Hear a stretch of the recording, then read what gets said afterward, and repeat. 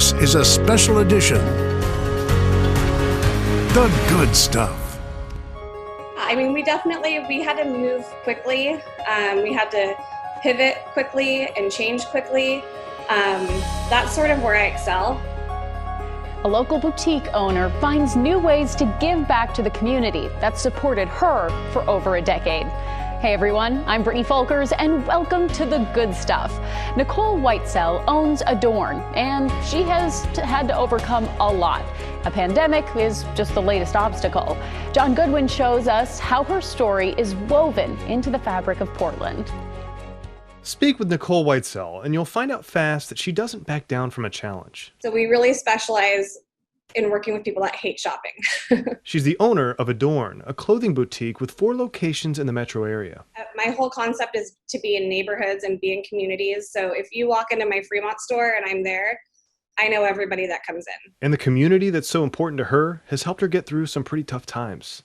She opened her first store in 2009 while building homes as a general contractor. 2008, 2009 was like a very painful couple of years for us builders. And I opened my store, and a year later, my store burned down. After the fire, she took all her inventory to a laundromat and then held what she called a fire sale. And I was down there for 2 days washing every piece of clothing. And we had a line out the door, and we did $36,000 in 7 hours. So when the pandemic shut down Adorn in March, there was a sense of here we go again. But it also renewed her purpose. The women that we get to work with and the impact it makes on their lives, but really making customers feel comfortable and good and confident.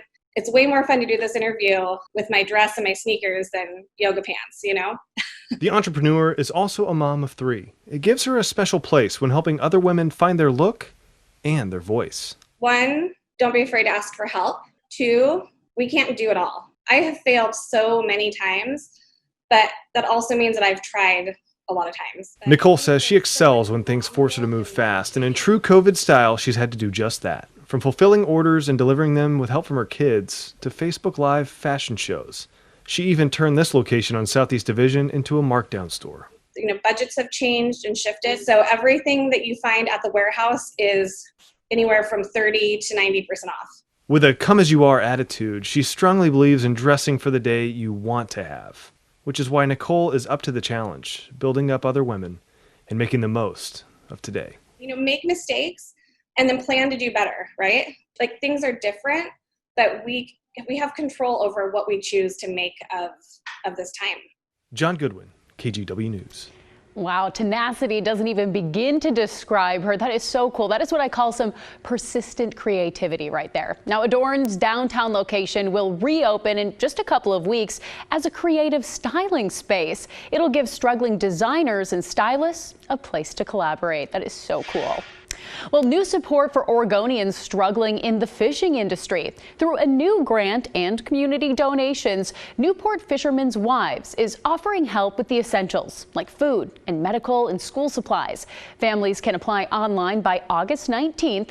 Local groups are also encouraging Oregonians to support the fishing industry by making seafood part of home cooking. People sometimes are a little afraid of cooking seafood, even though it's super simple and super healthy. Think about crab as a takeout option and not just a fine dining option.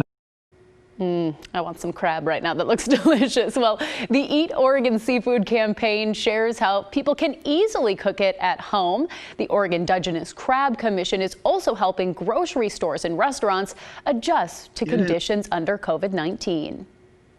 Well, a Portland salon helps students get ready for online classes this fall by giving them some stylish haircuts. Nina Melhoff visits Sit Still Salon.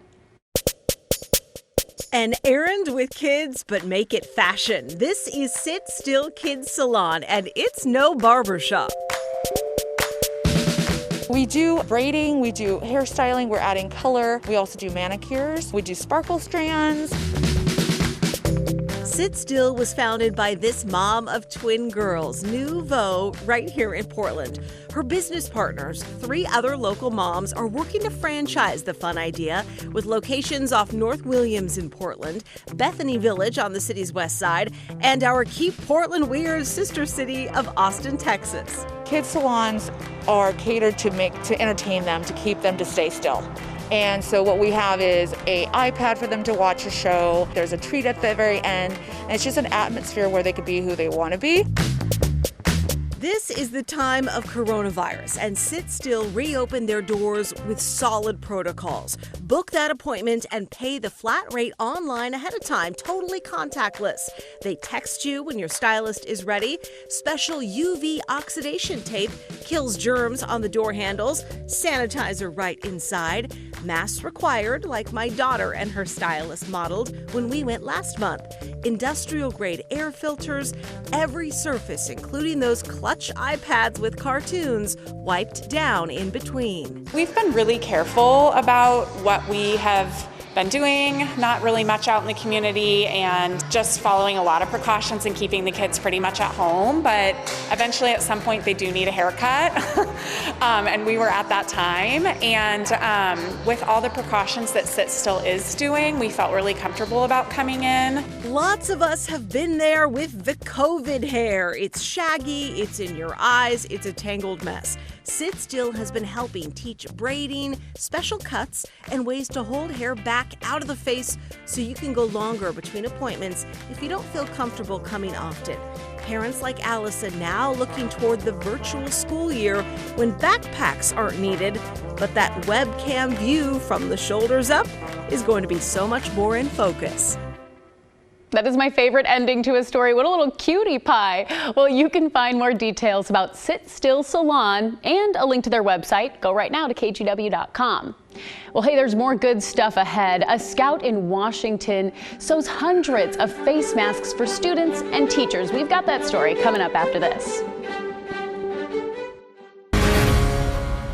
Hey everyone, welcome back to The Good Stuff. Let's go to Ridgefield, Washington, where a scout's good work will keep hundreds of people safe during this pandemic. Gavin Gannon sewed nearly 640 face masks for his Eagle Scout Service project. The masks will go to students, teachers, and staff in the Ridgefield School District. And we really want to thank Carolyn Enos for letting us know about Gavin's good work. Way to go, Gavin. Well, get this, a big boost for Oregon nurses on the front lines of this pandemic. Atrio Health Plans donated $10,000 to the Oregon Nurses Foundation's Coronavirus Relief Fund. Money will help nurses in Marion and Polk counties who have been furloughed or have had to self-quarantine. We want to give a shout out to Kevin Mealy for sharing this good news. This next story may make you a little bit hungry, so be ready for that. The Portland family here spent years testing out a special loaded baked potato. Now it's in the freezer section of hundreds of stores. Ashley Korslin introduces us to the Caldwell family. It's just been a crazy journey, just seeing my dad just go through so much. Dad is Stephen Caldwell, a man passionate about potatoes. His latest promotional video has him dancing. It's actually pronounced Rushdie, but we're already trying to educate people what it is. It's like the best crispy hash browns you've ever had with just enough salt. Stephen discovered the delicacy on a trip to Switzerland. I said, I don't really know. I just described it as a filled hash brown. As it turns out in my research, it was actually originated in Switzerland in the early 1800s as peasant food. Fast forward 200 years, Lori and I created it in our kitchen as a handheld filled potato. And at that point, we got the attention of the Oregon State Food Innovation Center. And they did final development for us in October of 2018. We launched at the Fancy Food Show January 2019, and now we've hit nationally. The Rosti is in 600 stores around the country with big names like Safeway, Fred Meyer, and Albertsons. Appearances on QVC helped the product sell out. I'm not getting tired of it, although we do eat a lot of Rostis. It's just a lot of potatoes. My favorite Rosti is the raclette cheese. The family now pays it forward with the potatoes, serving them to the homeless at Clay Street Table. They're also working on a national partnership to serve them to children in need. That's the exciting part about all of this, are the people we meet. The Caldwells hope to one day be back in stores doing demos, but for now, they're staying close to home, thinking about where a once half-baked idea has taken them. We've done some crazy things. We've tried to fill it with different fish, different combos that just didn't quite work out. So coming back to the KISS method, the keep it simple, stupid, is really where we found our traction. Rosti! I want to try a Rosti. Those look so tasty. I have something in common with the Caldwells. I, too, am passionate about potatoes. I really want to try that. But I also think it's so cool when you see a family come together and create a business. I can only think of all the fun times they've had in the kitchen together. Love that story. Well, a school principal in Hubbard gives his take on a song from a hit Broadway musical. We're going to share his parody right after this. You'll be back. Soon you'll see. Try to remember how school used to be. You'll be back. Time will tell. Just remember that we can teach kids well. COVID cases rise. We need them to fall if we're gonna be in person at all. Oh, it is so good. It's pretty spot on there. A principal in the Canby School District brings smiles to his students. Skylar Rudolph created this parody of a song from the hit musical Hamilton. He's the principal of 91 School in Hubbard. Janet Kirchhofer sent in this video, and I am so glad she did. I'm a huge musical fan, and this just brightened my day. I'm not even in that school district. She tells us Skylar has been working hard to make sure students and staff will be safe when they do return to school. I love educators with a little bit of personality and a little bit of musicality, too. Well, with in-person performances on hold, Oregon State University theater students get creative to bring entertainment to audiences. Their new podcast version of Macbeth launches this Friday. The 25-member cast started rehearsing back in June. They recorded the production over Zoom. Now, this is part of Bard in the Quad, OSU's annual theatrical Shakespeare production, which is normally held on campus. These were photos taken at past events. Now, you are going to find a link to download this podcast at bardinthequad.org. Now to some good news in sports. The Timbers coming home as champions of the MLS is Back tournament. That's right. They took a 2-1 victory over Orlando City last night. The win earns the Timbers a guaranteed spot in the Champions League next year. Way to go, Timbers. Well, from soccer to basketball, the Blazers have a real shot at the playoffs after beating the Mavericks 134-131 yesterday. That win puts Rip City in the 8th seed of the Western Conference. Damian Lillard matched his career high of 61 points. If you watched it, pretty amazing. You can celebrate with some merch as well. Get this, Adidas lowered the price of Dame's signature sneakers to $61 today. Time to get some new kicks. Well, hey, the pandemic isn't keeping an international couple apart. They tied the knot at the U.S.-Canada border. You don't all have to be in the most perfect place. You can make almost anything really beautiful if it's about the right things. We'll show you their creative wedding ceremony. But first, your moment of zen. Photojournalist Steve Redlin shows us the beauty found along the Columbia River.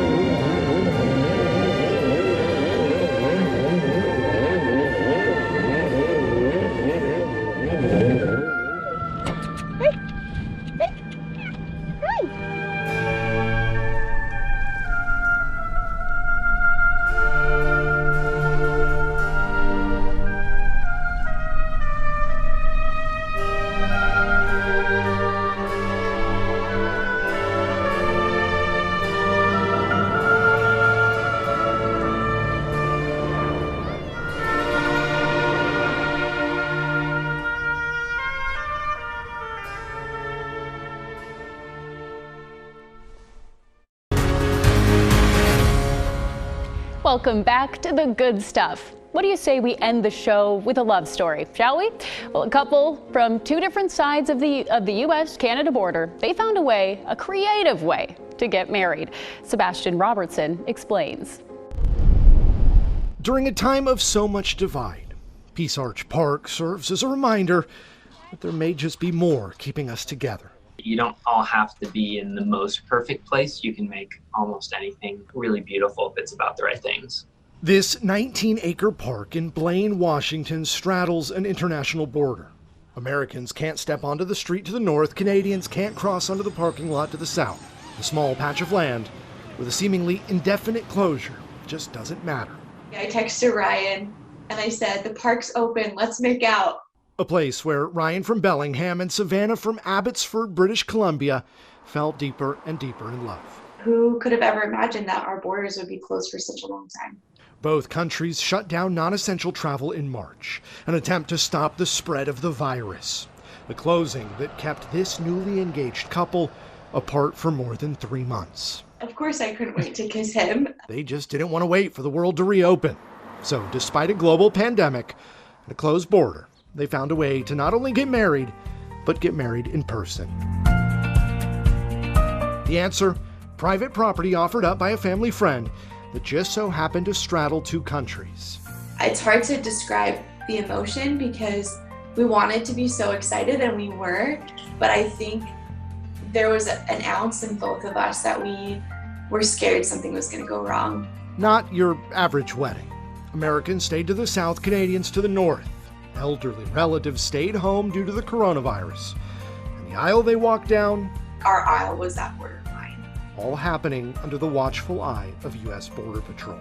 Just to be able to have both families there was so important to us. It was quite strange, but at the same time, it was so fun because people got to come and they got to be there and see it.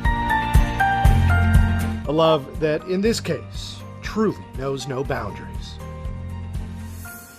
No boundaries, no borders. That is absolutely amazing. And what a beautiful wedding they were able to have, too. Congratulations to the new couple. Well, thank you all so much for joining us. Remember to keep sharing the good stuff. Text your stories, photos, and videos. We want to see them all to 503-226-5088. You can always send an email to us at thegoodstuff@kgw.com. We're going to close with this beautiful view of Cannon Beach with our Skycam. Have a great night, everyone. We'll see you tomorrow.